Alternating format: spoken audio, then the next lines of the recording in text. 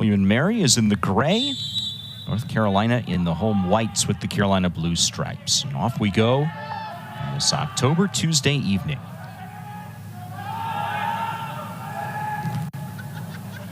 Last action for the Tar Heels. 1-0 defeat on the road against Wake Forest in the top 15 showdown Saturday night in Winston-Salem. As for William & Mary, they also come in off a 1-goal loss. A little bit more high scoring, though. 3-2 setback at home to College Charleston on Saturday. That game was played in a driving rainstorm. Here's Bercedo trying to make a run immediately down the left flank. Carlos Samuano, even though his team is one of the best in the nation, just look at the rankings to see that, still tinkering with various lineup combinations even at this point in the season. Bercedo, Quenzi, Ermon, and Martin Vician are just so dynamic up top, and they complement each other well in the way they move off the ball and show in behind. Switch of play to Parker O'Farrell. Lofts one toward Vician. Harvard grad transfer.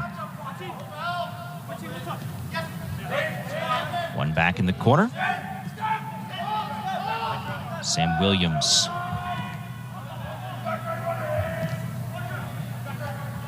Out wide, this is Ermon. Leads the team, 7 goals scored this season.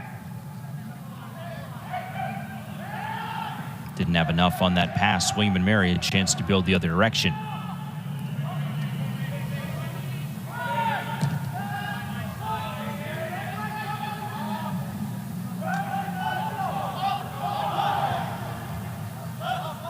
Back to Till Zinhard, graduate transfer defender from Tulsa.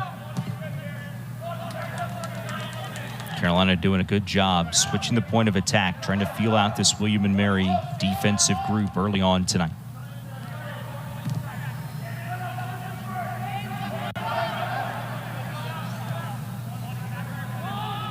Ermon.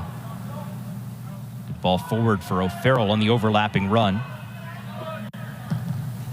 Pressure on William & Mary's keeper, Cole McNally.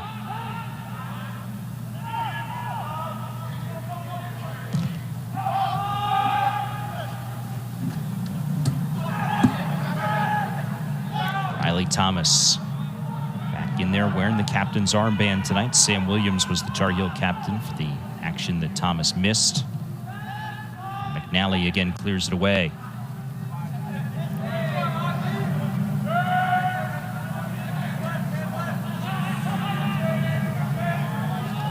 For the taking, middle of the park. Williams. Bercedo again, dispossessed.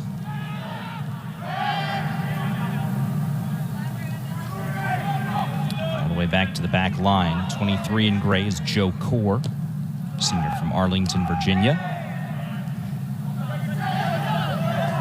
It's overall a pretty young William & Mary team. Back to the Carolina keeper, Andrew Cordes, challenged by Caldas. 9 in gray. We talked about him just a moment ago in the open.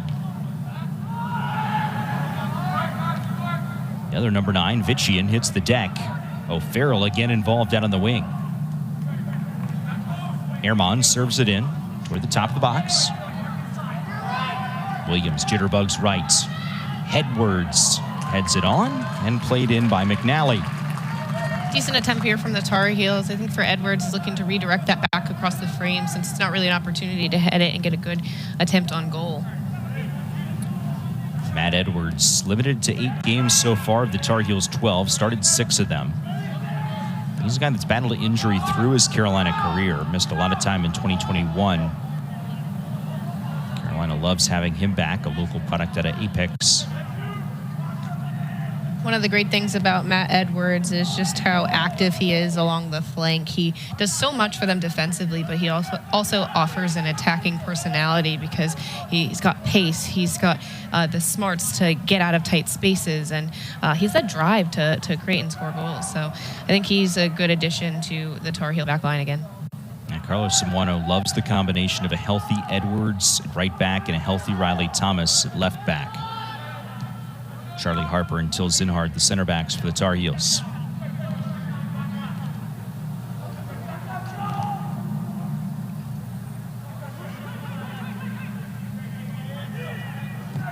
Zinhard.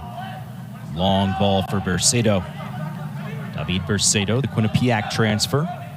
Williams again serves it across the box and will sail out for a goal kick.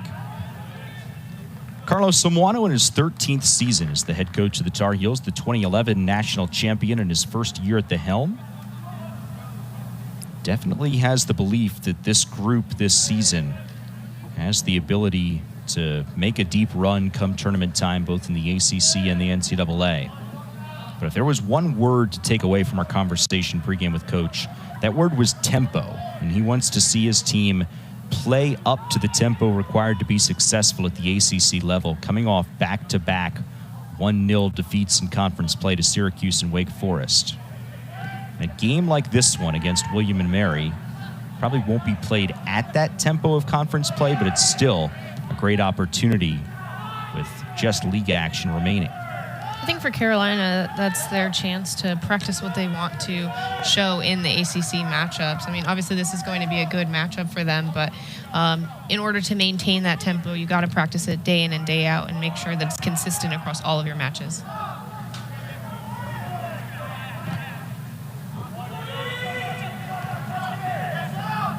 Ian Krajna, 15 in gray, got a touch. Long ball forward.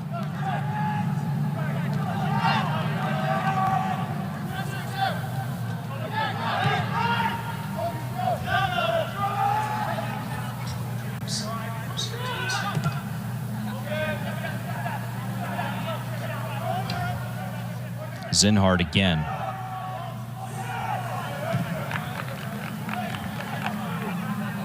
Here's Thomas pushing up. Bercedo. Williams recovers to it.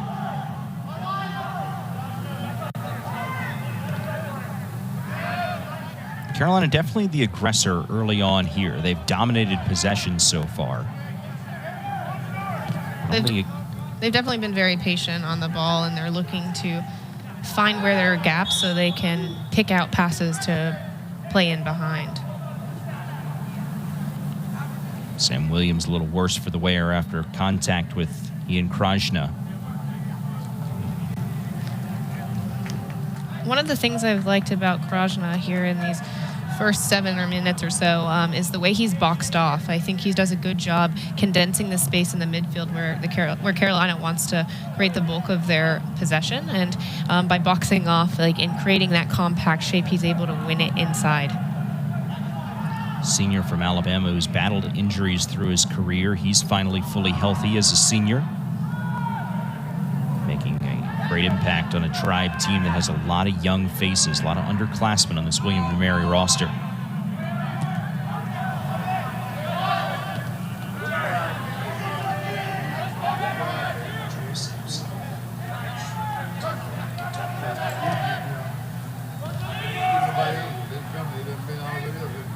Here is Krajna.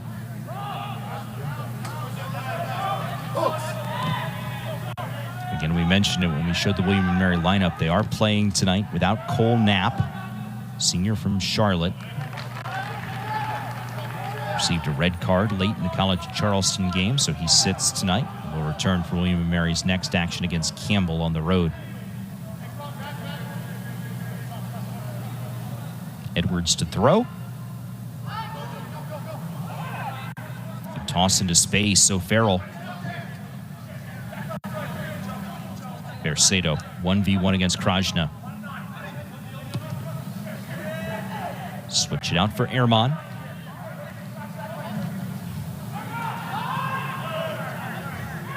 Brianna, we talk about Matt Edwards' impact on the attack. We saw him up there on an overlapping run.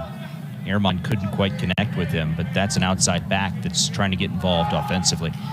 One of the great things about an overlap is it creates a 2v1 situation where you can exploit the space on the flank. And for a partnership between Edwards and Ehrman, those are two dangerous players who can get behind almost anyone. So the more they connect with each other, the better off they're going to be on that right side.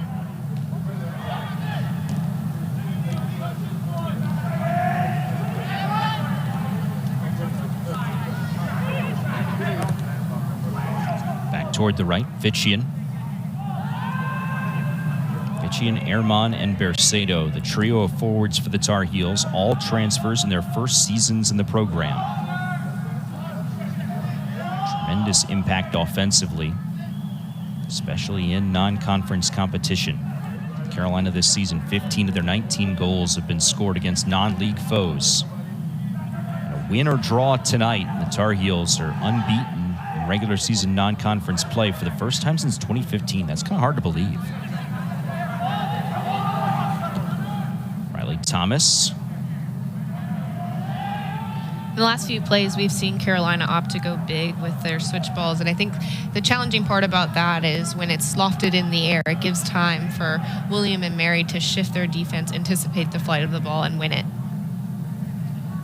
Chris Norris is William and Mary men's soccer. He's in his 20th season as the head coach. Previously, spent 9 seasons as an assistant. And oh, by the way, he played for William and Mary as well. 6 of the 8 CAA titles that William and Mary has won, Norris has been either an assistant or head coach. Talk about a guy that is ingrained with the fabric of the program.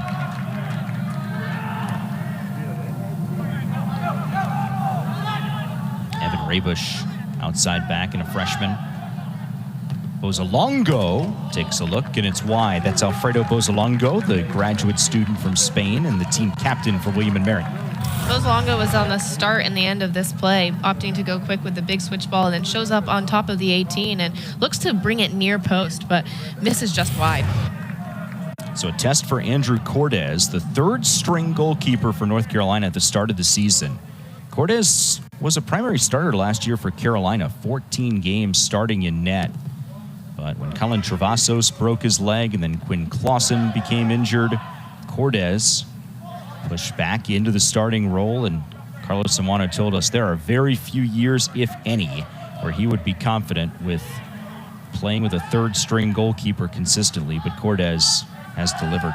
It's proven to be an asset of Carolina's to have 3 goalkeepers that have been capable of stepping up at critical moments in their season, and all 3 of them have done well. Unfortunately, some have fallen due to injury, but Cordes is doing a wonderful job inside the 18 and leading his team from behind. The Tar Heels have not conceded multiple goals in any game this season. Their 2 defeats have both come by 1-0 margins.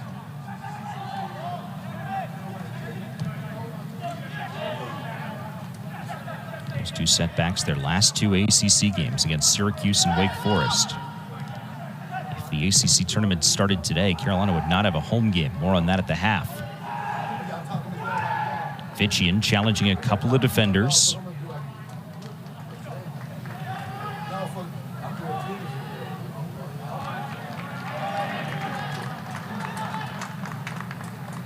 Last touch out of play by Carolina. It'll be a throw for William and Mary. Tribe taking on an ACC team for the 2nd consecutive Tuesday. They drew Virginia Tech a week ago in Blacksburg.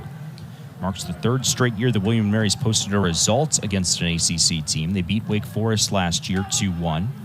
Also knocked off NC State in 2021.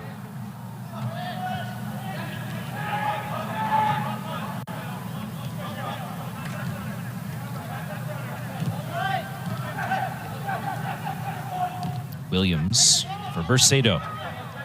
David Bercedo gets in a cross. Cut out well, though, by Einerson, making that first start of the season in place of the red-carded Knapp.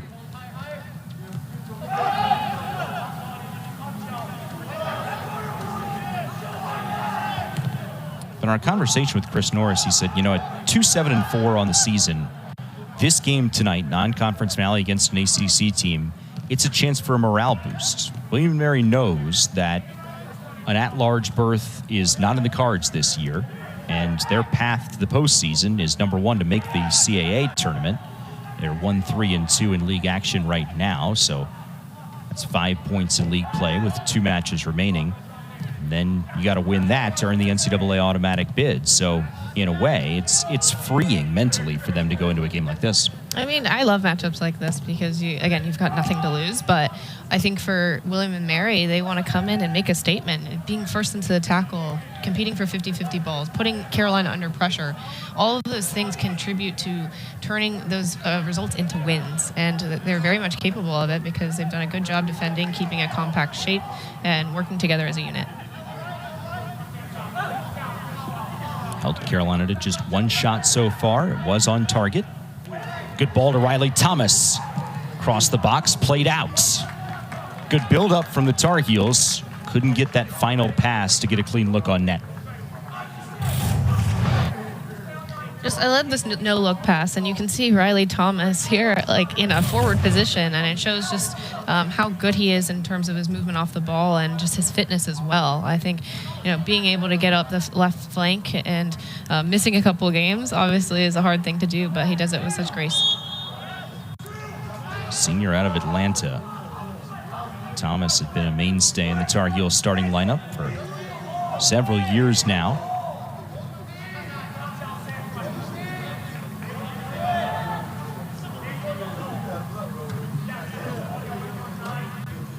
Here we have another set piece opportunity, and we mentioned Thomas earlier and just what he adds. He's always looking to hunt for the ball offensively to get on the end of these set pieces.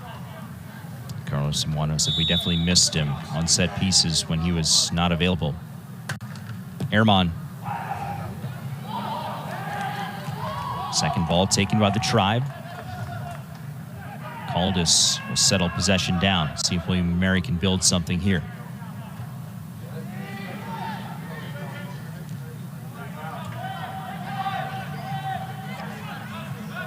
Corin Einerson switch it out for Krajna. Krajna loses it.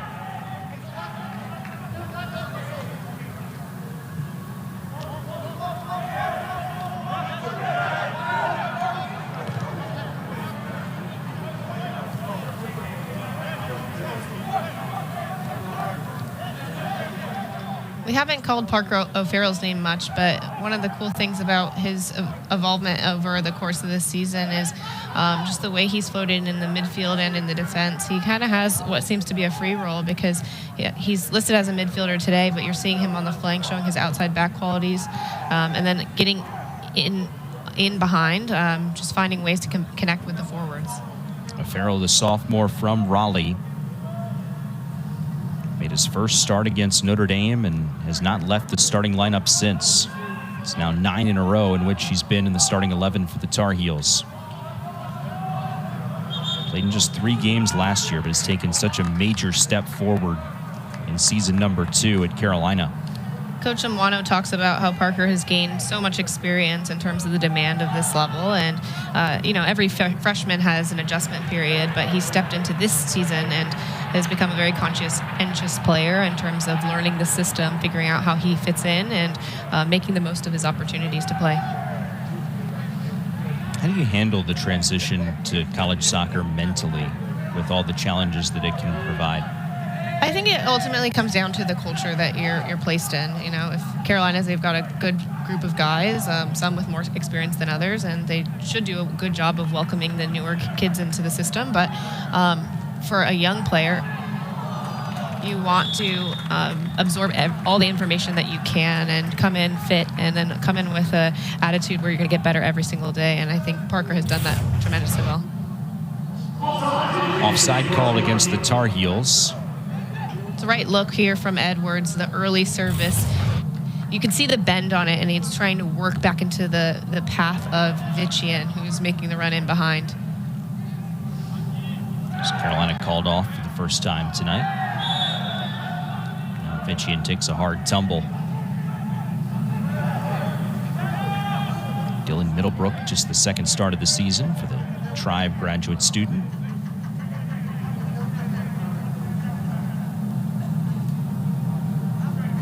Nicola Alexic, our center ref tonight, making sure that Vitchian's okay. Carolina will restart with a free kick.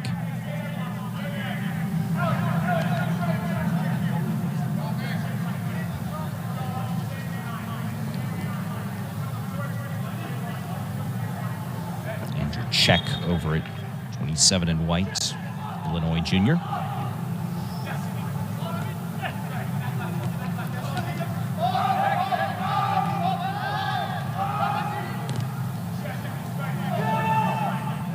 Sinhard looking centrally.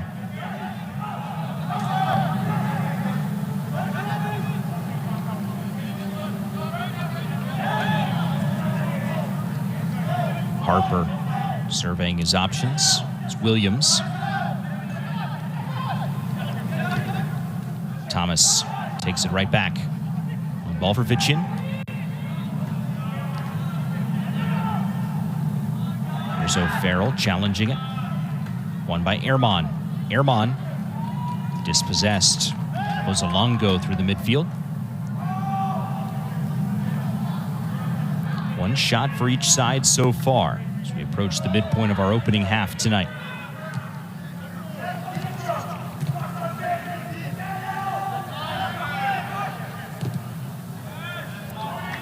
We talked to Carlos Samuano about utilizing a game like this, as we said, as a springboard toward ACC play. Louisville and Virginia, the remaining 2 games for the Tar Heels in the regular season after this one. He said, every single game you're playing to win. From a coach's perspective, that's the focus each and every day. It's how do we figure out how to win this next game? And he pointed to William & Mary's conference mate Elon making the trip in here to Dorrance Field a couple of weeks ago. And he said, for Elon, they came in, played like it was the biggest game of their year. They gave us everything they had, and he expected William & Mary to do the same tonight. I think that's the cool thing about coming to Carolina is you get everyone's best match, and I think that grows you as a player because you're forced to step up to the level, the demands of the game, and perform. Here's a chance for the Tribe on the wing, cut out. And then on the flip side, Coach Norris said, his players come to William & Mary, which is a very prestigious academic institution, so they're used to challenge, and they like taking on challenges both on and off the soccer field, and that mindset and that culture carries over to these matchups against ACC teams. But I think the other thing about William & Mary is they play in a very tough conference. The CAA is no joke whatsoever.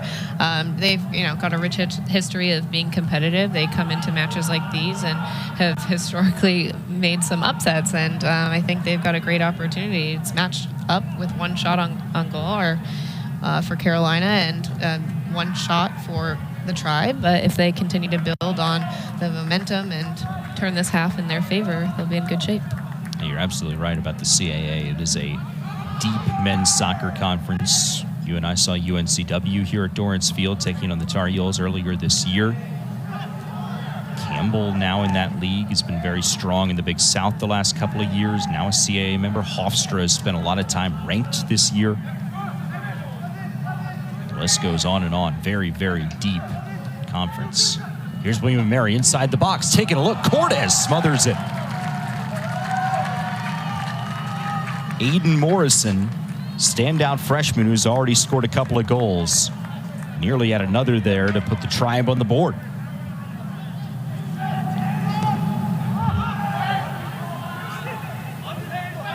Tar Heels the other way.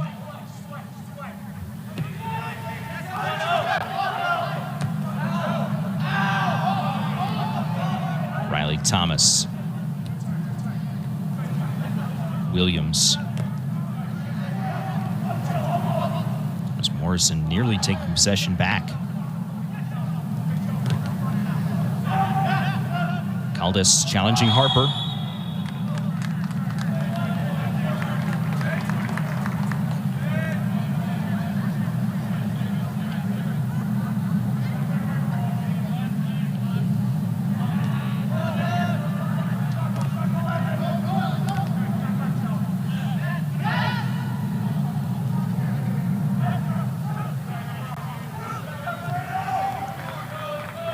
One of the things I'm seeing right now is that Carolina is playing a lot of bait passes where they're probing into their midfielders, they're bouncing it back, and it's drawing out William & Mary's offense. And as they step forward, it's going to open up positions in behind that they can fill and find their forwards.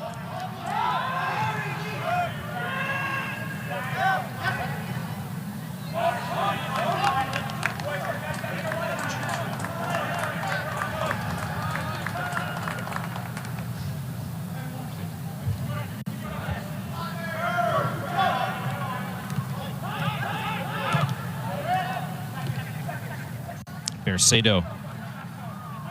Ehrman forward for Vician. Flag staying down for now, but the ball too heavy for him. Gathered up by Cole McNally. Speaking of the ACC, McNally knows it well. He's a graduate transfer from Wake Forest. Made 15 starts across 3 seasons with the Demon Deacons. Now earning his MBA at William & Mary, and he's started every game between the pipes for the Tribe this year.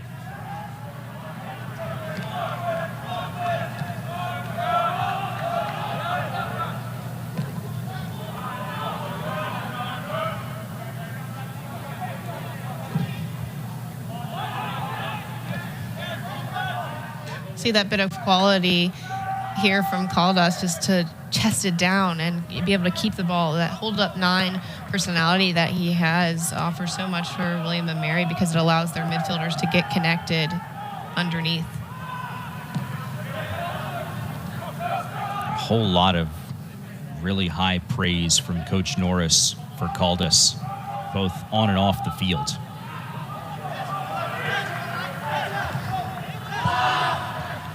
Harper back in the box, able to clear it.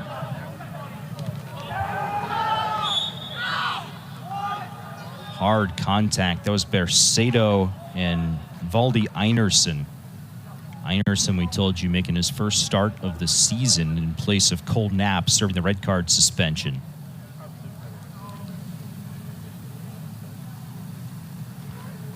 Nikola Alexic over to check on him.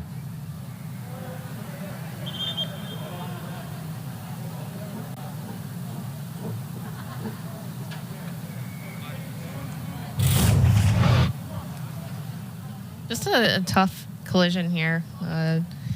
Looks like Einarsson is just trying to play the ball and protect himself from the oncoming Bercedo, who's running in quite fast. Hopefully both of them will be to their feet quite soon. Yeah, knee contact. Not fun, is it? It is not. But he's handling it well. I think for William & Mary, they're going to want to see him back on his feet, mobile, just so, because he provides such an important role tonight, stepping in for Knapp. Cole Knapp had started 11 of the prior 13 games for the Tribe. Good to see Bercedo up and walking.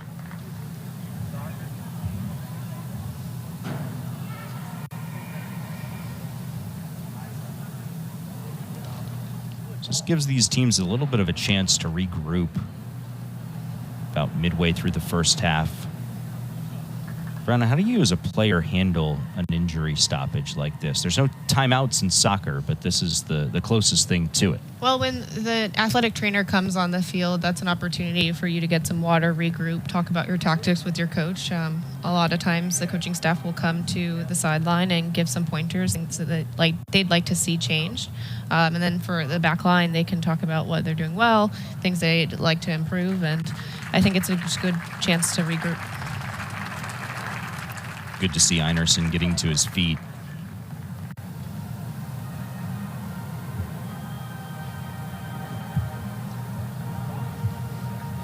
Trying to walk under his own power. A little bit of assistance from the athletic trainer there.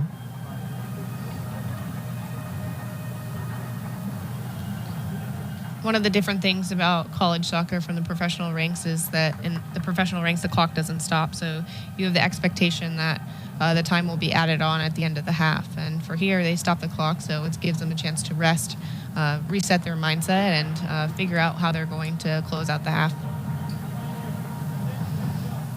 William & Mary preparing to make some subs here. Bryce Smith, 3 in gray. Daniel Solom, 17 in gray. Also, Diogo Bronco set to check in.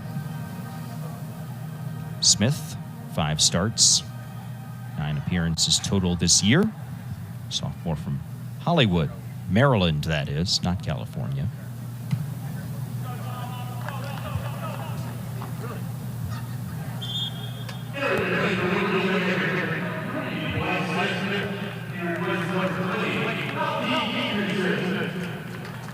So Smith permitted to enter immediately as an injury substitute. The other 2 subs, Bronco and Solom, will wait until the next opportunity.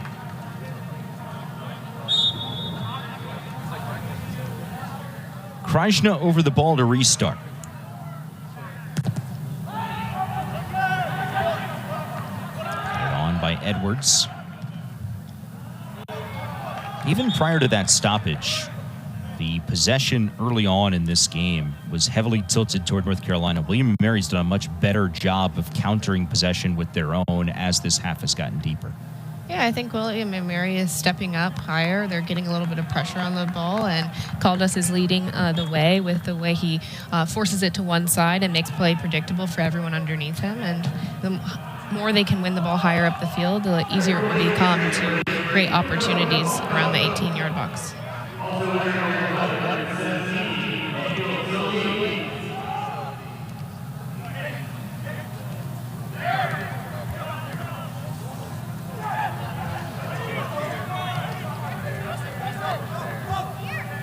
Challenge coming from Morrison. Haven't talked a lot about Aiden Morrison. Was named just today to Top Drawer Soccer's mid-season top 100 freshman and men's college soccer list. Number 48 on that prestigious list that last year Lucas Caldas appeared on. McNally well off his line, jumps on top of it.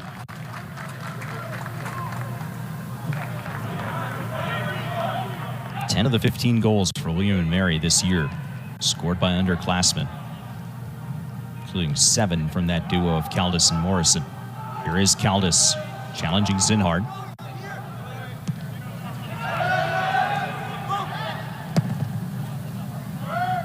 Cortez. First ball won by Krajna.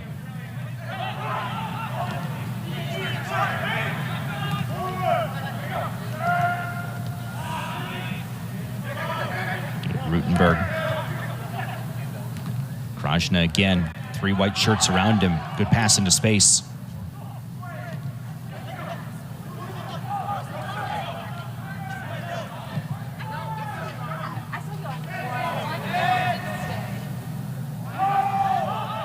Bryce Smith, the substitute, just into the game. Opts to go back to McNally.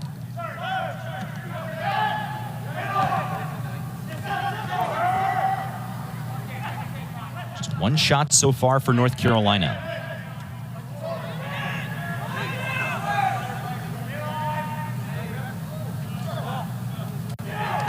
Tar Heel team that is looking to cap regular season non-conference play unbeaten for the first time since 2015. The only non-win they have against a non-ACC team this year was a 1-1 draw in the season opener against Loyola, Maryland. Wins over East Tennessee State and VCU on the road, and then very successful here at Dorrance Field. 3-0 over UNCW, 3-0 over Florida Gulf Coast, 2-0 over Elon. Now taking on William & Mary here tonight.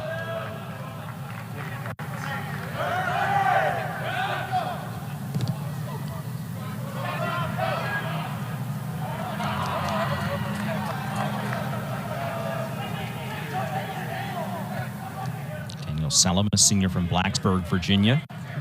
17 in gray, one of the substitutes. His homecoming last week, a successful one for the Tribe as they drew Virginia Tech.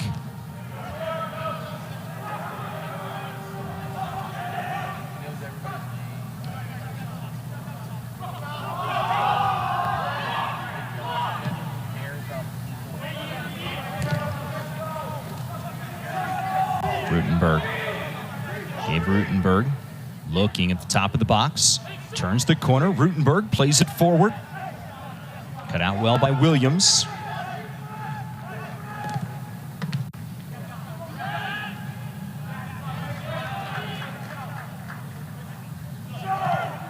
Chris Norris said, we have to counter North Carolina's possession with possession of our own. This last little stretch of the game, that's been very successful for the Tribe. I think one of the things that they've been doing very well is just playing the ball to the correct foot with the correct weight to set their teammates up for success. That allows them to get on the half turn and play forward so that they can establish their possession.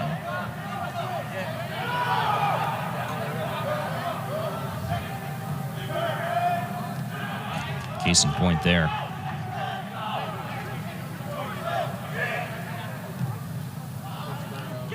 The ball for Rutenberg, but the flag is up.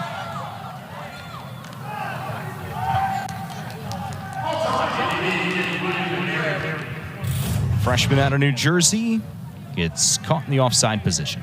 I think it's just absence of timing, just getting on the same page. But I think it was a good look from William and Mary, because the more they can play in behind and test Carolina's back line, they're going to enable themselves to get into good shooting positions. A very patient approach from Diogo Branco before he sent that through ball forward.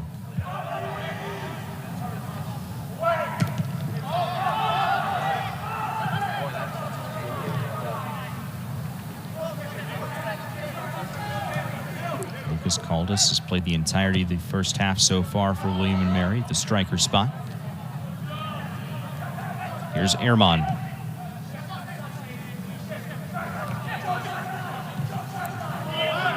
Krajna wins possession back for William and Mary.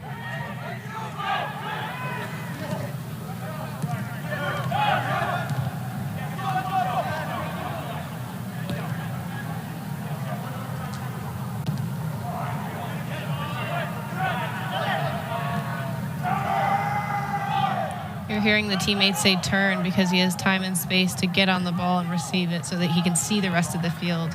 One of the things you think about as a midfielder is, can you see all three flags and have your head on a swivel? That allows you to make the best decision when the ball does get to you.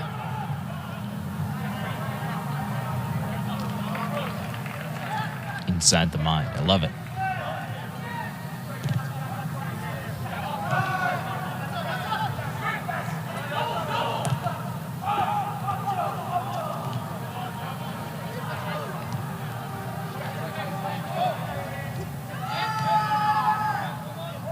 Zinhard challenged O'Farrell. We're approaching the final 10 minutes of the half, and we're seeing Carolina start to tap into that tempo that Coach Zamwano talked about earlier. Just the pace of their pass is a little bit sharper. Their movement is a little bit more decisive, and they're trying to unbalance William and Mary's defense.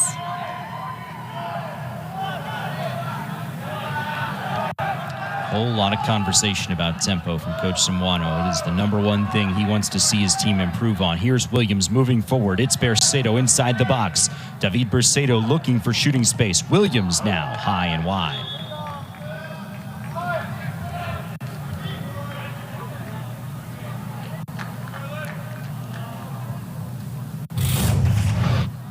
Williams looks a little bit frustrated, but he does take a good first touch to prepare himself to shoot. But I think it's just a little bit too square to get his hips around it so that he can wrap it to the back post.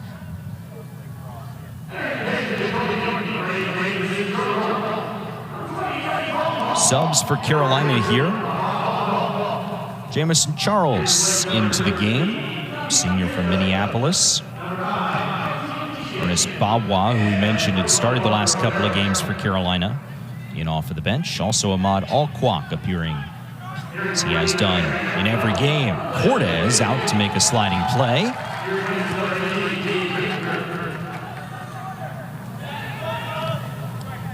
Coach Zamwano had a lot of positive things to say about Jamison Charles, guy that inside the locker room is known as J-Mo. Said both his best and perhaps worst quality is that he is someone that he wants to do the right thing, wants people around him to like him, and when he's able to let that go and play free, that's when he's at his best. Alquak sends in the cross. McNally handles it. I'd say that's a growth for any player that steps into a critical role in a team, just playing with freedom, like where your mind's clear and you're able to make mistakes and learn from them and take risk. But I think he's stepped in nicely. He's so quick on the ball. I love the tempo he plays with. And he's also a great tackler. Despite his relatively small frame, he's so aggressive in the tackle and cuts out passing lanes. Definitely something that his coach appreciates about his game. Marilyn Luke Minnie crossed the frame. Graduate student from New Zealand who's come in off the bench for William and Mary. Looking to play that ball in behind, but there's no runners. I think it's a decent ball, but you need that killer instinct where you're on the back shoulder looking for that tap in. As Norris looking on, seeing his team equal in shots with the Tar Heels, 2 apiece. Neither team able to score, though.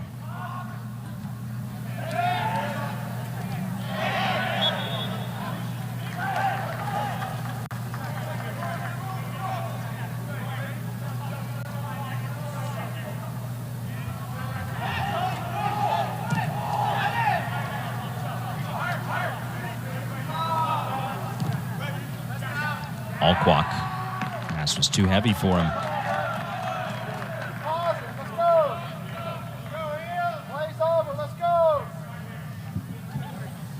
On that ball sent in from Luke Meany, where William & Mary didn't have a runner to try and tap it in, we saw that Caldas was in the area. Maybe that's the next step for him as he continues to develop and rise on this growth trajectory, is developing some of that instinct, right? Yeah, I also think it's the chemistry between players, knowing what they're going to do in and around the box. And I think that was Luke Meany's best opportunity to serve the box.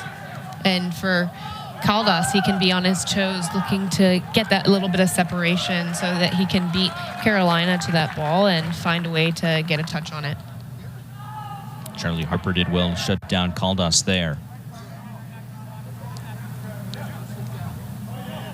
Lucas Caldas, 5 goals this season to pace the Tribe. Scored 4 of them in the first 3 or so weeks of the season. Snapped about a month-long goal drought by scoring William & Mary's 2nd goal in the loss to College Charleston on Saturday.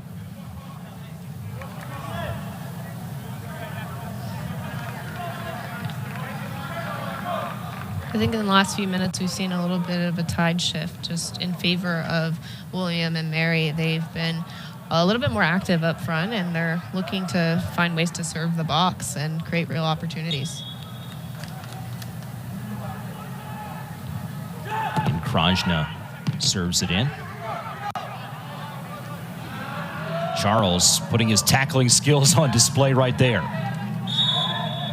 See, that's an incredibly important tackle from Jamison Charles right at the top of the box, because if he doesn't make contact there, it's going to be a shot potentially on frame that Cortez is going to have to stop. But this is also starts the transition for Carolina, and he allows them to secure the ball.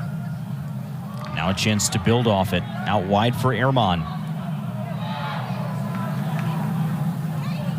We also haven't seen a lot of Ehrman here in the last part of the first half. I think if one of the ways he could get more involved is by dropping inside in that inside pocket and finding ways to shorten the distance of those passes. And if he can do more in the combination with his midfielders, it'll open up space in behind. Playing on that right side with Parker O'Farrell behind him and Matt Edwards further back there. At the moment, it's Charles Bawa to the midfield for the Tar Heels. I think the other way Carolina can spur a little bit of an attack is through their pressing actions. If they press as a unit and read the pressing triggers, so some of the pressing triggers might be a slow pass when their back is facing their own goal, a poor first touch. If they can capitalize on those opportunities and apply real pressure, then they can be in on goal. And that requires a lot of different players to read those pressing triggers. Absolutely. But I think your front line definitely leads the way. Ball into the box. Meany tumbles down. Play on. Also a tough tackle there from Riley Thomas to use his body well to shield that shot and find a way for Carolina to secure the ball as well. And we said it right off the top. If Carolina is going to reach their peak potential this season, however far into the postseason that is, Riley Thomas will have to play a critical role.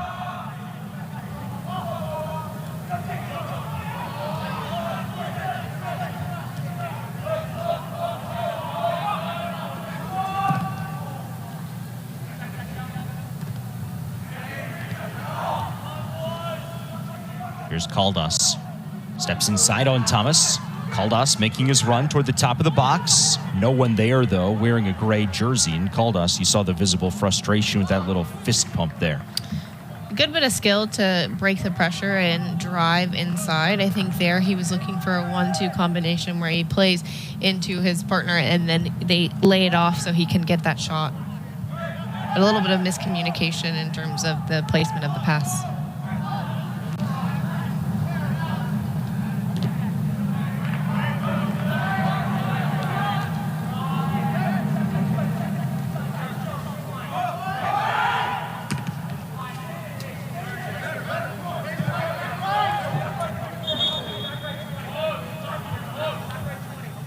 Couple of subs. Juan Cafaro entering for North Carolina, junior from Argentina. Airmon will have a seat for the last couple of minutes of the half. William & Mary brings in Augie Cooper, senior from Williamsburg, Virginia. Jamestown High School just down the street from William & Mary. It's just the second time all year that Cooper has come off the bench for the Tribe. He's played in every game, but 12 starts. It is now game number 14 of the year.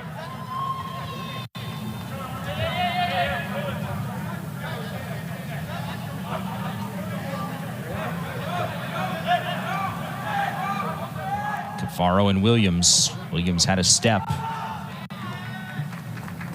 Miscommunication there with Alquak and Bawa.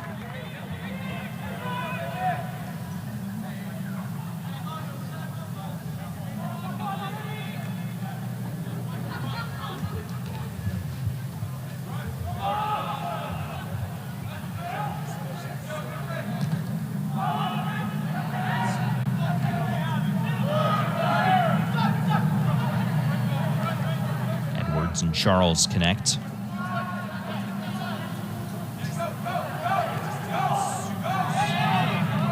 Cooper. Meany making a run on Zinhard. Zinhard has the angle.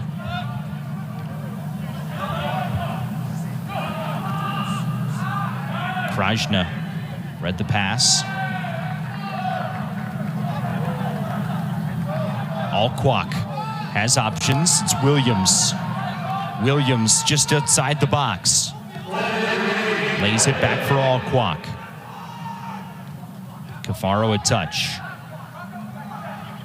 You can see how compact William & Mary is on top of their 18, and they almost have all 11 players behind the ball except Caldas, but Alquak handled by McNally. I think they did a good job of forcing them into a low percentage shot. I think they cut the angle of Alquak, and it allows Cole McNally to make an easy save. Second save of the night for McNally.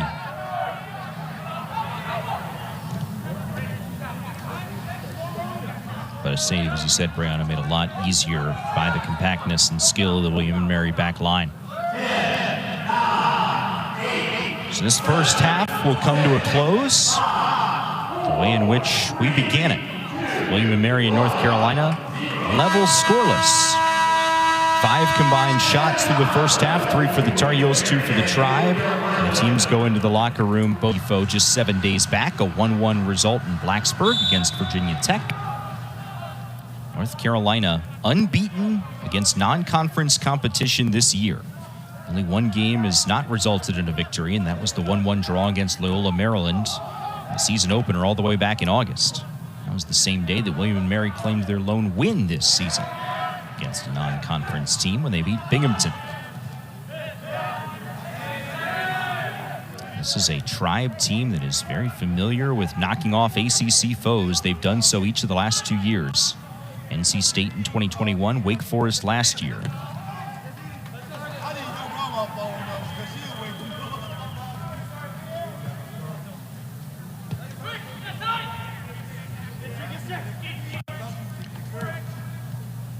Morrison cut out. A goal kick for Andrew Cortez in North Carolina. William & Mary aggressive to start the second half. That's a change from when they came out of the locker room to begin the game initially. North Carolina dominated possession, and Chris Norris's team really turned the tide midway or so through the first half of play. Possession pretty equal, if not tilted toward the Tribe down the stretch in the first 45.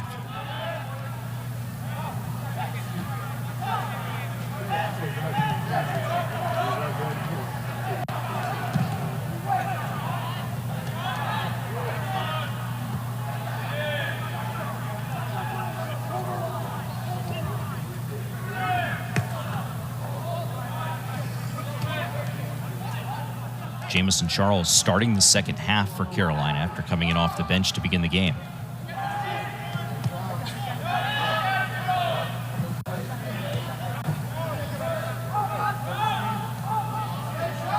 Alquak also starting half number 2. Played out well. That was Joe Core. Alquak trying to send it to Quincy Ehrman, who's been relatively quiet tonight. Charles. Core again.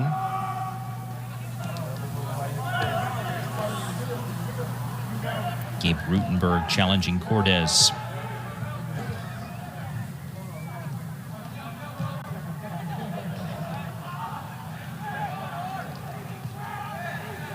Tempo and intensity when North Carolina has gained possession here early in the second half seems to be up a tick from where it was in half number 1. I'm sure they had a talking to in the locker room about how they can come out fast and strong and figuring out how to make the most of their possession, because they want to be threatening in the attack and find ways to create goals.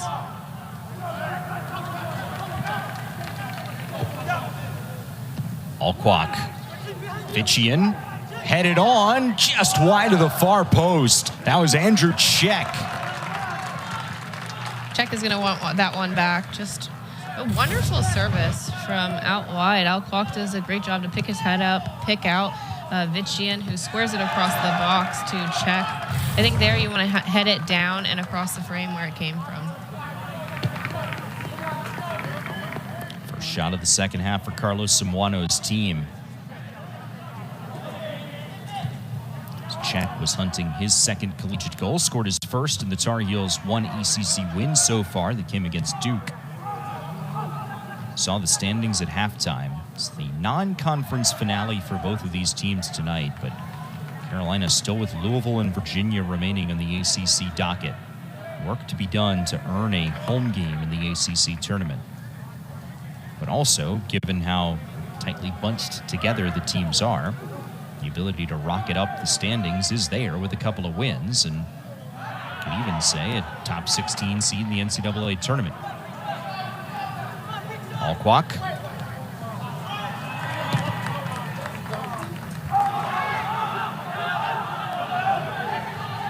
Out wide. Thomas, 1v1. Great recovery from Thomas, just to use his body to shield the ball and then ultimately win it back and start heading up the field. They get tangled up a little bit, and I think Raybush is a little bit upset here to lose the ball with what seems like a good opportunity to get in the attack.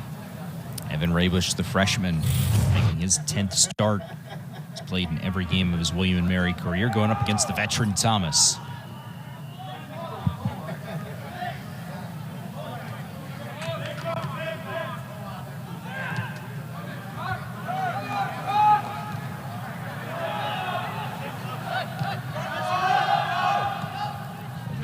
Couple of saves for the Wake Forest grad transfer tonight.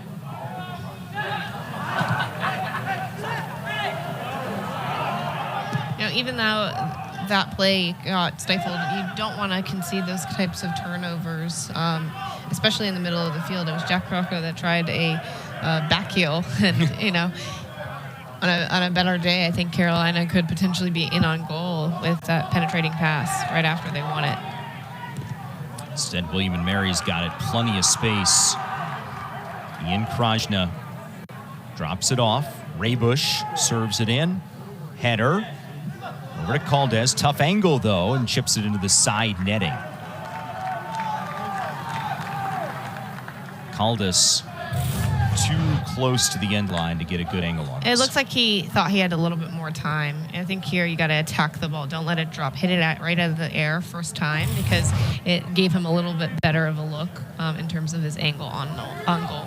Yeah, if he steps forward and volleys that, it's going to be a much, much better look, and he's going to force Cordes to have to make a play, right? Yeah, the other thing is that the longer you wait, it allows Cordes to get set and get prepared for the shot that's coming.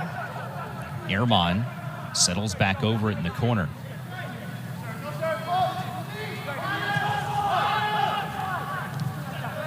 Edwards and Williams connect.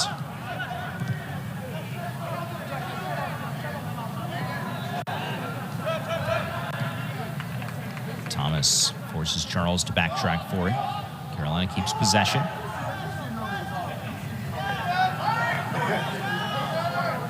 Alquak, good service to the top of the 6. Bryce Smith did well to head that in front of Vitchian.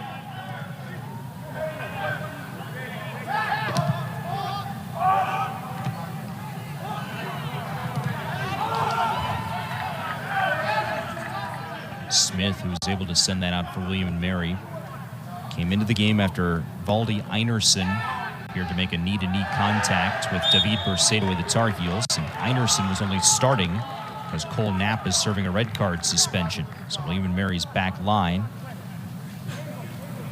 shuffling some personnel tonight. Maud Alquak does so well to take this ball off his thigh and drive inside and draw a foul. This is a good position to serve the box here for the Tar Heels. About 35-ish or so yards out.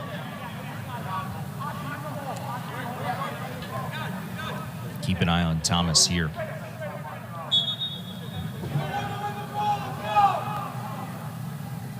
It's Ehrman who serves it.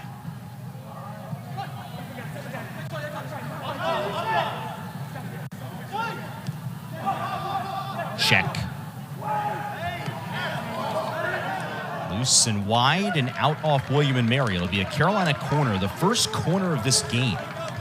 That's the type of combativeness you'd like to see out of Vitchian, competing for this ball, finding anything to get on the end of it. But it ends up being William and Mary with the final touch to concede a corner kick. So Carolina team, 5th in the ACC, 6 corners a game. There's an opportunity here. Ehrman will serve it. In swinger. Alquak over the bar. Looks like Alquak caught the ball as it was on its trajectory up, and when he struck it, his foot was a little bit under the ball, causing it to sail over the bar. Yeah, you can see the bounce. It catches him, and then when it's coming back up, that's when he strikes it.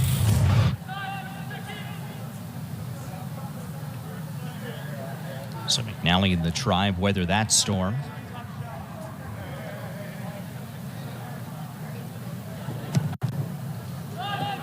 North Carolina has already doubled their shot total, though. They had 3 in the first half, and here we are, less than 10 minutes into half number 2. And that shot count reads 6 for Carolina.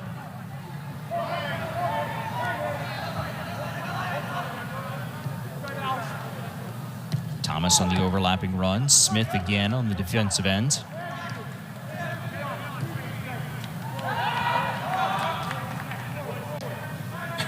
Jack Crocco.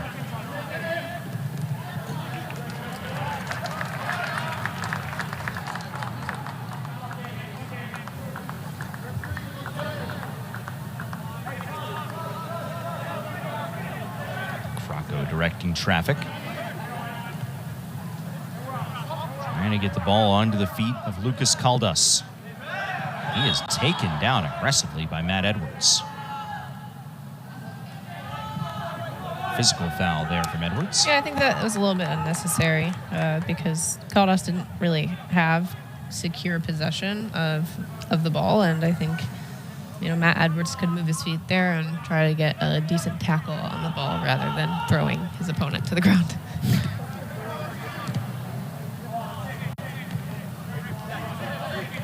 Rutenberg back for Crocco. Too much on it for Bozalongo. Zinhardt's clearance. Play back to Williams. Out last touched by William and Mary. Tribe pleading for a corner. That's Aiden Morrison having the conversation with Nikola Alexic, our center ref.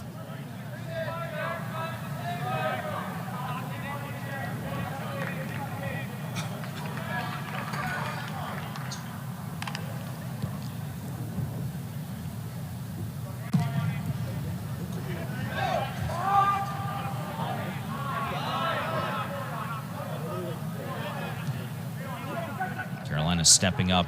Tar Heels take possession back. Sam Williams. In the last few minutes, William & Mary has had a few unforced turnovers through the middle that just spurred the attack for Carolina. Alquak. Bercedo. Check. His cross. Vitchian, chance to head it right into the arms of McNally.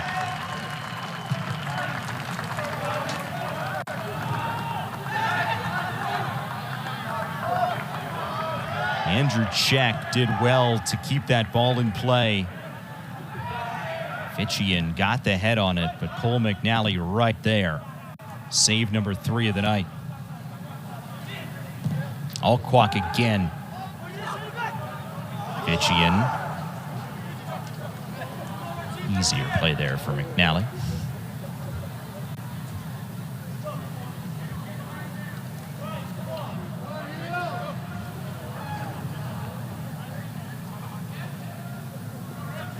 McNally taking his time here, slowing things down for his team. Just allowing them to catch their breath after quite the flurry. But as you said, Brianna, it has been a little bit self-inflicted with some unforced turnovers. I think there they can figure out ways to settle into the game and just be more thoughtful with their passing and their movement off the ball. Here's a great opportunity to surround Caldas with numbers so that they can build. Morrison back for Caldas. Doesn't have the angle, though. And that's ushered out by Charlie Harper in the first William & Mary corner of the game. The game is starting to open up. I think Caldas does a good job finding the combination to get in behind and then drawing the corner kick. Tribe 8th best in the 11-team CAA, 4.3 corners a game.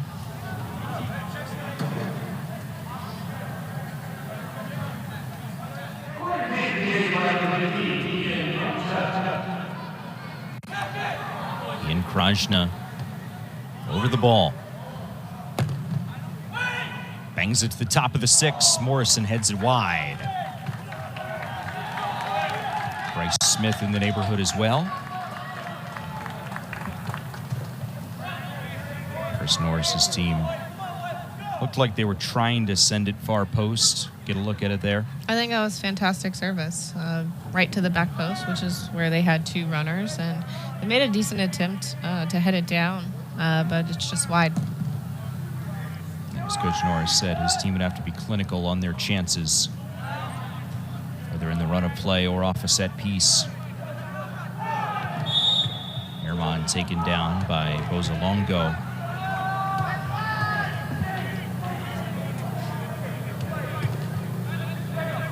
Free kick here for the Tar Heels with just about half an hour remaining.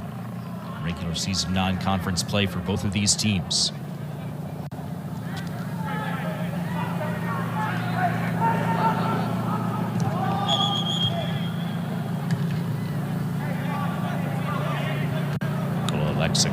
Says, we weren't ready yet.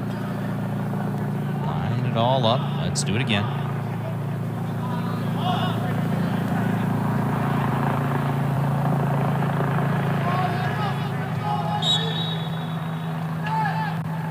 Ehrman slipped forward for Charles at the top of the box. Out for Edwards.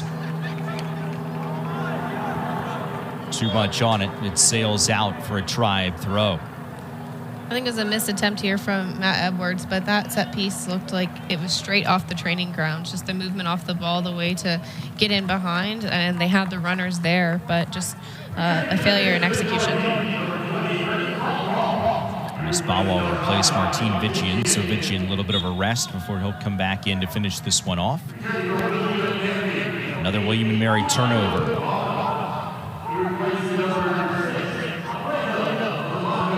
Tribe substitution that you saw, Diogo Branco for Alfredo Bozalingo. Alquak.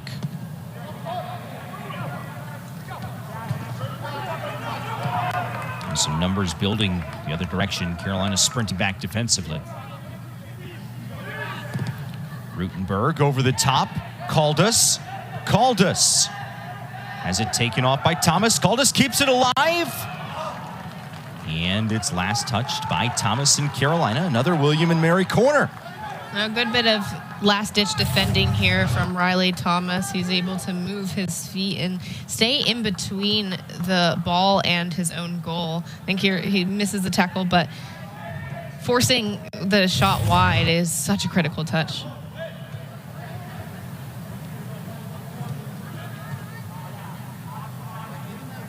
This is Rutenberg to serve it. Saw a really good look on the last corner from William and Mary. Right into the midst of Cordes.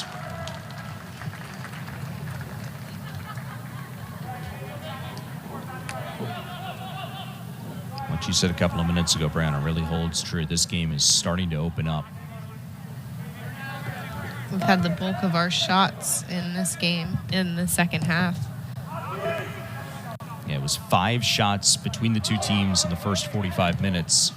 We aren't even 18 minutes into half number 2, and we've seen 7 shots between the pair. I think the other thing is that both teams are looking to take more risk in around the box because the game is even here, and either team can take it. It's about who steps up and is clinical in front of net, and so far we haven't seen that from either team.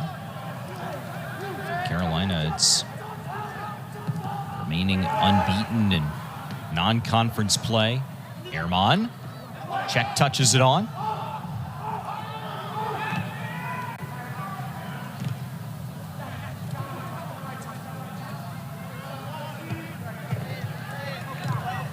Look at where Carolina is in ACC play. So Alquak serves it toward Bawa, tried to volley it. And out for William and Mary goal kick. Tribe will make a sub.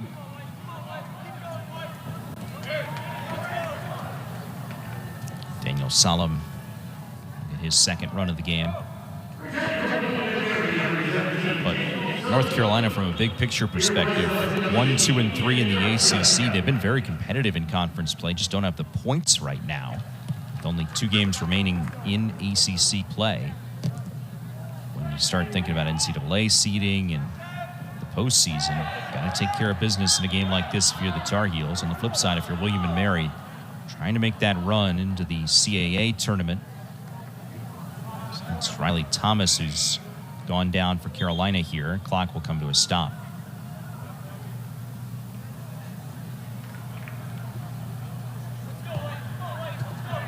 Good display of sportsmanship.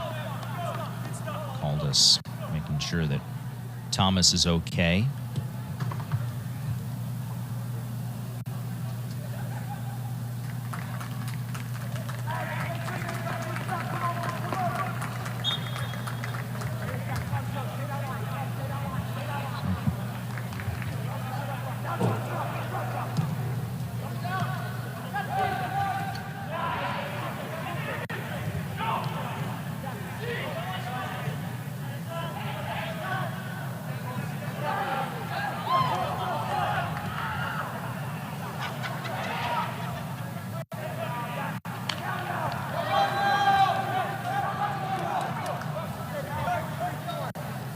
Throw to come from Thomas.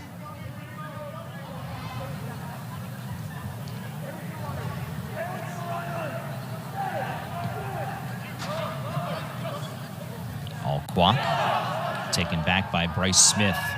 Bryce Smith has done very well throughout the course of this game. Obviously, he stepped in due to an injury, but he's been locked down defensively, just the way he anticipates passes into their forwards and the way he's showed up in the aerial game as well. Sophomore out of Hollywood, Maryland. Has 5 starts this season. They all came back in the month of September. He's been a bench player since. Missed last year due to injury, so first season at match fitness for Smith.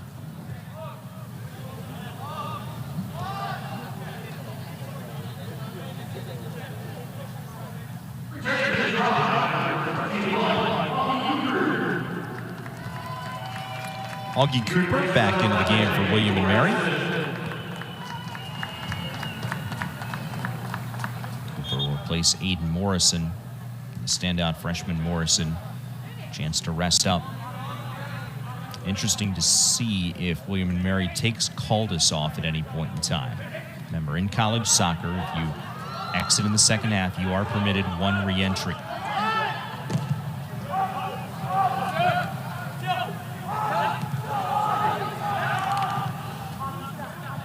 Caldas doesn't seem to show any signs of fatigue, but I think here for the Tribe, they can all step up and help him defend, because I think he's doing a lot of running, trying to cut the field in half and make it predictable for the rest of his team defensively. Carolina plays it back to the back line an awful lot. Case in point here, Zinhard distributes wide for Alquak. Because he's the lone man up top, Caldas doesn't have too much help, and it allows Zinhart and Charlie Harper to spray the ball to the flank, which creates the overloads for Carolina, which is where they've been attacking in the last 10 minutes or so. They passed around to each other, kind of play the cat and mouse game where just Caldas chase it, try and take possession back, or let them pass it around, create the best possible look to one of those flanks.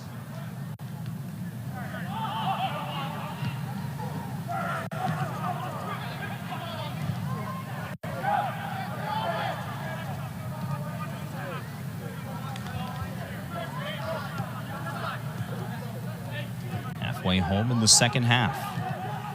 A more open half of soccer compared to our first 45 minutes, but still neither team able to find a goal.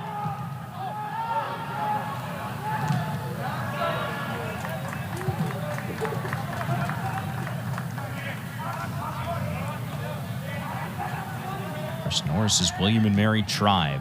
The win tonight, they can make it 3 straight years beating an ACC team.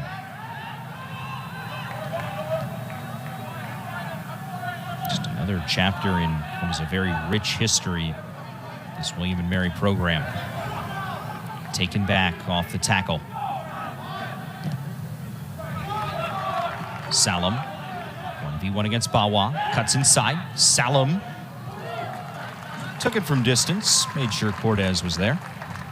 I don't hate this opportunity because I think it gives a little bit of energy to William & Mary's attack. He's looking to cut inside and have that shot back post, but if he can get a little bit closer and really test Cortez, then he's going to build momentum for his team.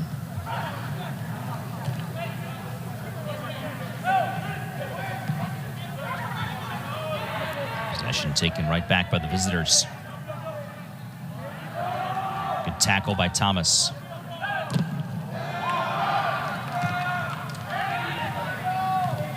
Salem again.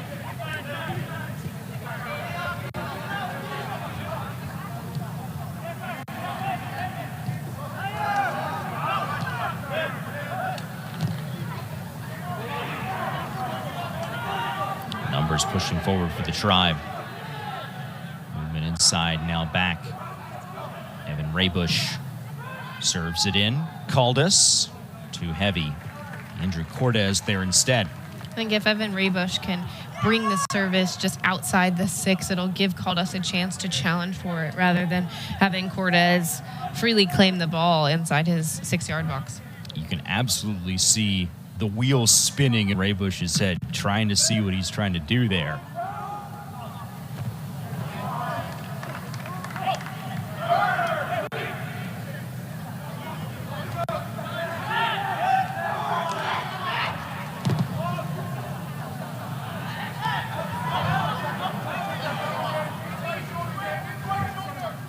Here's Alquak. Can Airmon get on the end of it?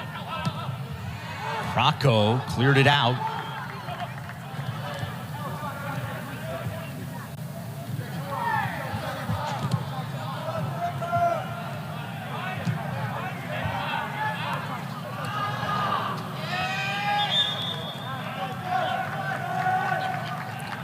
So North Carolina trying to stay unbeaten and complete the non-conference portion of their schedule without a defeat.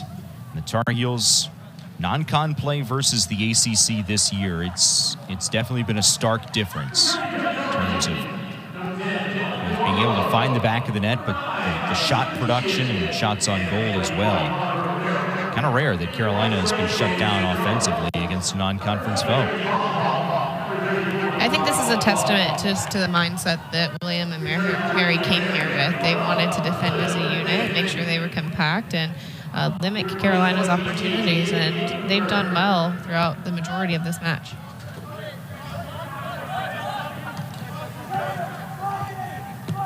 Tar Heels looking for the late offensive spark.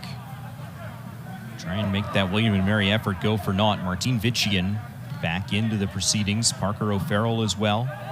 Juan Cafaro gets his second run.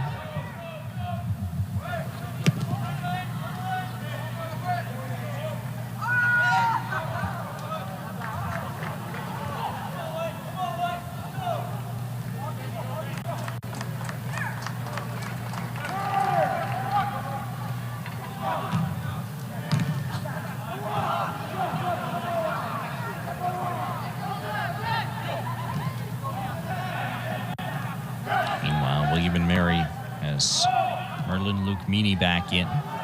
12 in gray. New Zealander.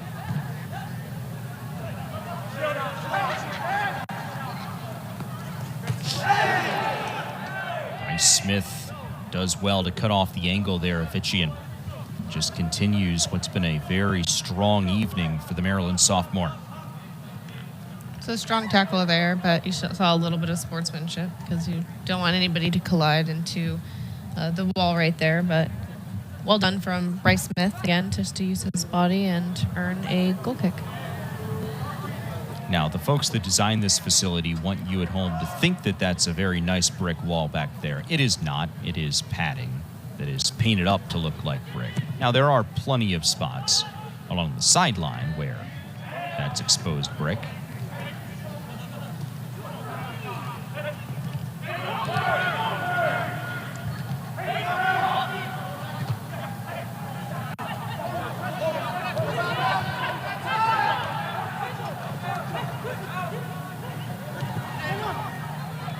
Faro touches it on and check, sends it high.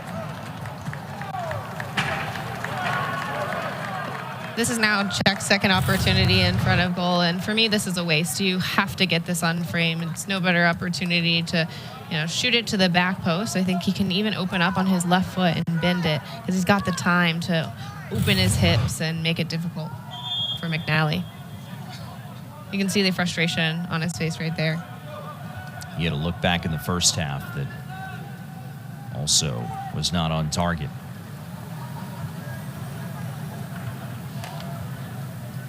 A little bit worse for the wear. Dylan Middlebrook, graduate transfer from Villanova. So as he heads off, Eden Morrison will come back in. Morrison. A couple of goals this season for the freshman.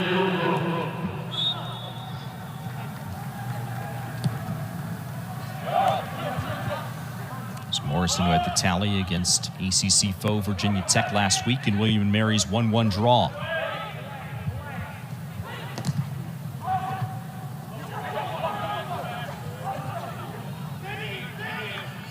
Salem.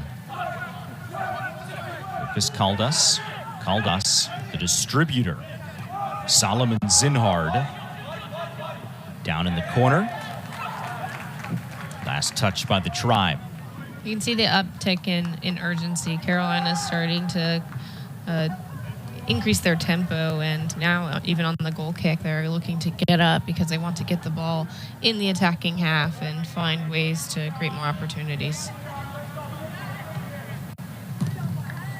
Playing at a high tempo.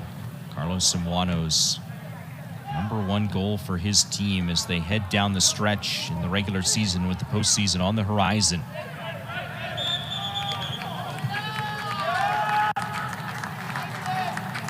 Simultaneously playing with tempo and finishing chances in front of goal.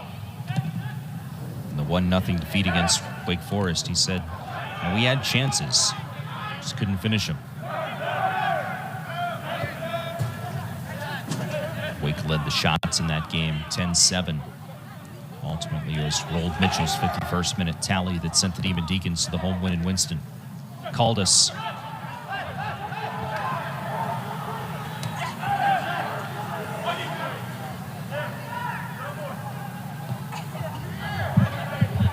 Edwards did well to get it off the foot of the talented Tribe striker. Vitchian now.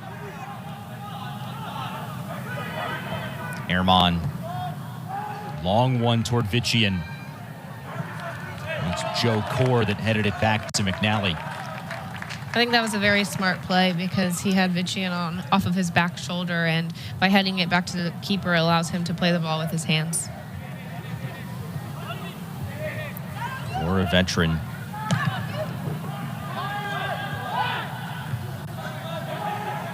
It's overall a pretty young Tribe team. He's one of the seniors that's contributing to this group. Group that had 2-7-4 overall, 1-3-2 in the CAA. Chris Norris says, yeah, that really doesn't reflect where we are as a team. Just feels like we haven't gotten many breaks this season. Maybe his team is due for a break tonight if they can put one through in the final 13 and a half minutes. Raybush down in a seated position. Clock is stopped. And as Raybush steps off, it's Ian Krajna that steps back on.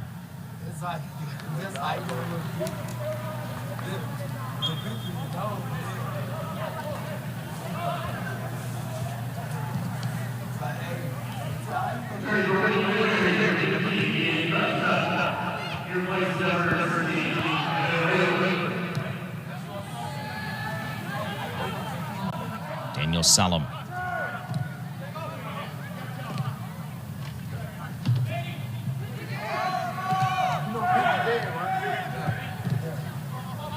Ball, Concultus time is run. Zinhard drops it back to his keeper, Cordes.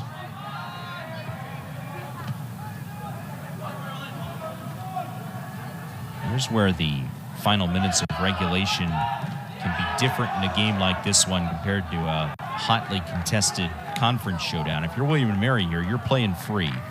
At the end of the day, a win is a tremendous morale booster and something that these players are going to remember for the rest of their lives. But if you fall in defeat, well, it's not really going to do much to ding an NCAA resume because you need the auto bid out of the conference anyway. And a draw, sure, you didn't lose, but chance to play free and open here. I think for Carolina on the other side, they want to convert some of these ties into wins, and they're going to have to dig deep in the last 12 minutes and find a way to convert some of these chances that they've created. Little hesitation from Morrison, couldn't keep it at his feet. McNally way out, heads it out as he steps out of the goal box. I thought that was a little bit bizarre. I think he had time to wait for it to drop back into his box rather than redirecting it for another 50-50 ball in the middle of midfield.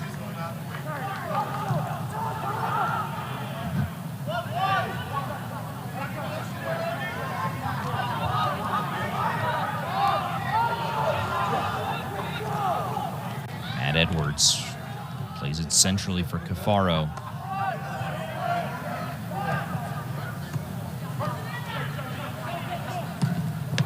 Sent in, and it's Bryce Smith that guides it out. Carolina corner, their second of the game.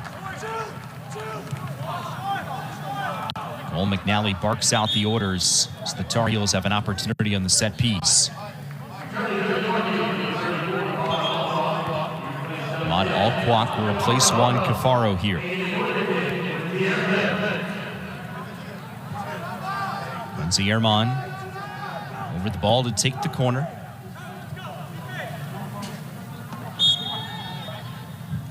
Ehrman. Loose. And Harper well off the mark.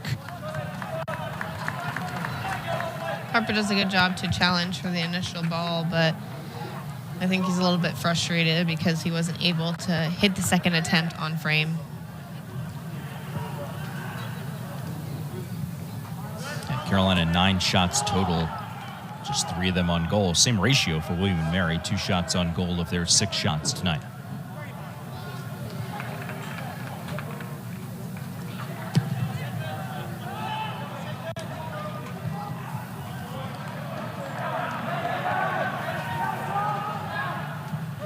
Thomas's throw falls to Vician.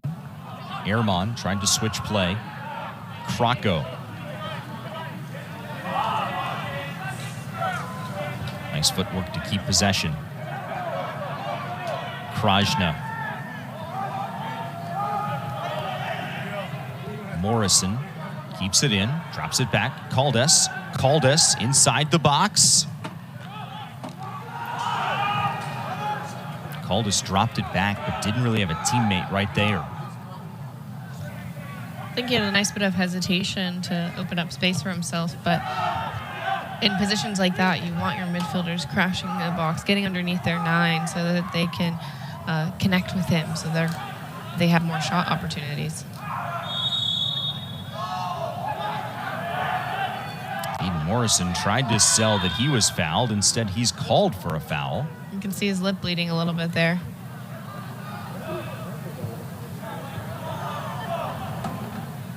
Riley Thomas receives the yellow card. I think here he's just trying to figure out how to accelerate, and his arm, when it's outswung, he catches Eden Morrison in the face.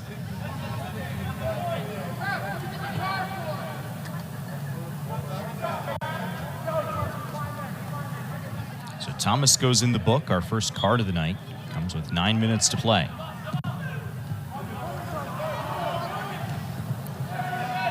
Non-conference regular season finale for both of these teams. 2 league games, all that remains on their schedules after tonight. Carolina, it's Louisville and Virginia. For William & Mary, it's Campbell and Stony Brook.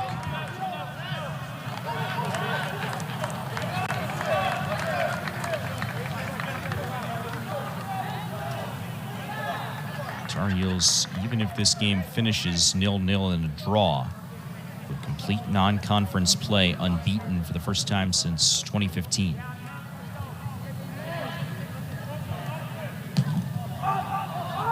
Last defeat in regular season non-conference play, October 18th of last year at Elon.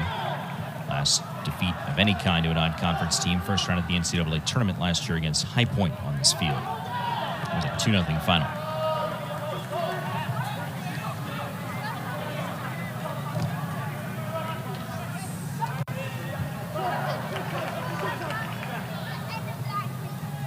Ehrman making his move. Edwards. Thomas, one touch out wide. Looking back for Thomas. Krajna got in the way.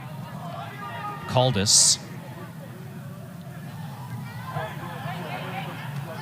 Another good showing from Caldas in his possession, just the way he holds up the ball and checks his shoulder. I think that's the thing that sets him apart. When he approaches to give an option, he always checks his shoulder to see where the pressure is coming from, and then positions his body so that he can ultimately protect the ball, and then he'll lay it off and look to get back in behind.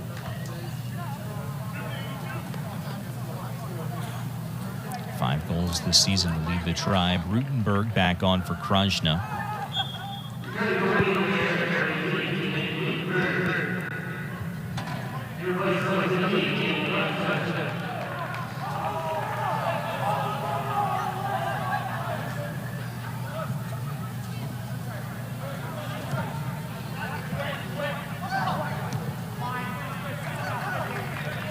Rolls away off the foot of a Tribe player.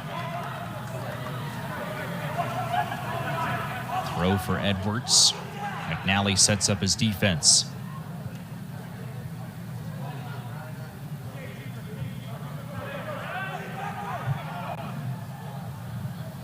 Vitchian in the box. Check. Another opportunity. This one dings high. This is Czech's third opportunity of the night to have a shot on goal. I think this is another good look. Here he opens his hips, gets on the end of this ball that is at the top of the box, and he's looking to curl it into the back post, upper 90, but still a little bit under it, which causes it to sail over the bar. I think there it's just hitting on the top half of the ball, make sure you're getting your toe over it so that you can follow through and find a way for the trajectory of the ball to stay low. It's all the little things from training. You never know when it's going to show up. A critical late game situation. That's why you put the hours and hours of work in, right? Absolutely, because practice makes perfect, and the more you do it under duress even, I think that allows you to perform when it's late in the game and fatigue has set in. Potential build-up here. Bronco. Cortez tumbles on top of it. How do you train under duress? For me personally, I will train or will do finishing exercises while I'm doing fitness. So it's a little bit of sprinting off the ball and then checking for it, doing a little bit of counter movement, and then finishing over repetition. So once you are on your 7th, 8th ball in a row, it gets a little bit tiring, and you have to focus on the details so that you strike it well. But I think even in training, when you're competing with your teammates, that's another way to compete under duress, because you're finding a way to execute when fatigue is set in. Fatigue definitely a factor here. Under 5 minutes left in regulation time. Neither of these sides break through for a late game winner.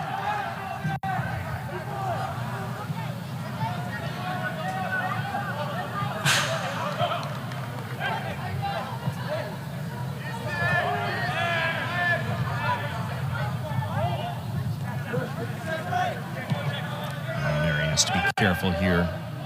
Avoid unforced turnovers deep in their defensive half. Morrison trying to beat Zinhard to it.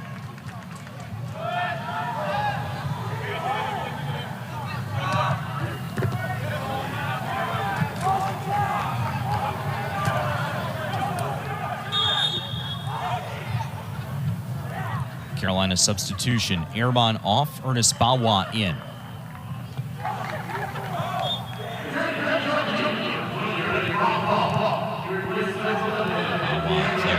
Samuano says has the ability to really stretch things out offensively. Key for him, like the rest of the team, playing at that tempo required to be successful. Vitchian couldn't settle it down. McNally handles it.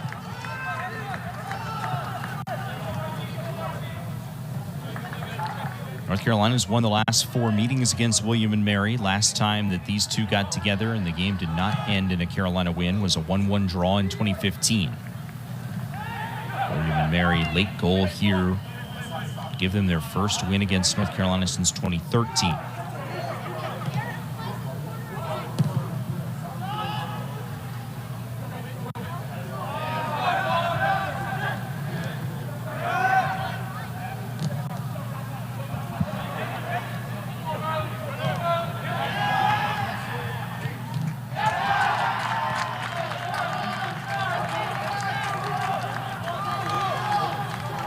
Thomas will throw it in. Time not on the Tar Heels side. Crocco guided it out. Throw will belong to Carolina.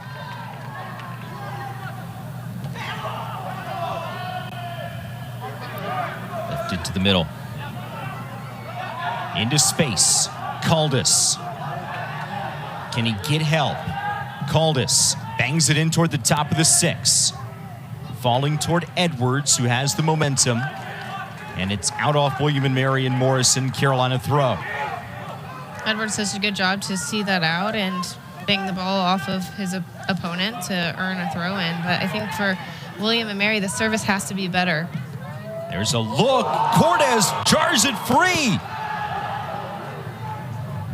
Wow, Diogo Bronco nearly had a gift right there. Under 2 minutes to go. The Tribe keeping the pressure up.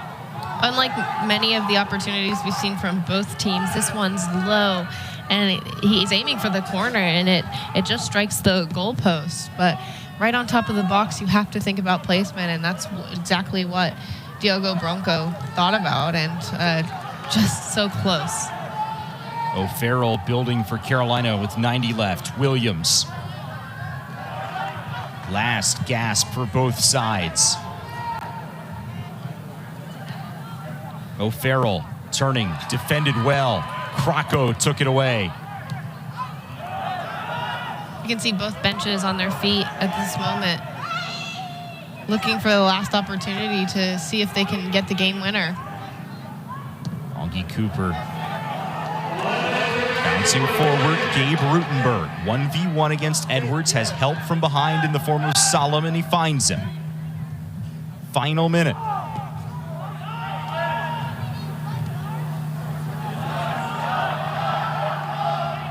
Smith will send it back to the keeper, McNally. Guides it away for Core. Zinhard. Cooper takes it back for the Tribe. Maybe one last push for William and Mary here. Morrison. Spinning ball into the box. No one there in gray. Solom. Check takes it for Carolina. Vitchian. Alquak.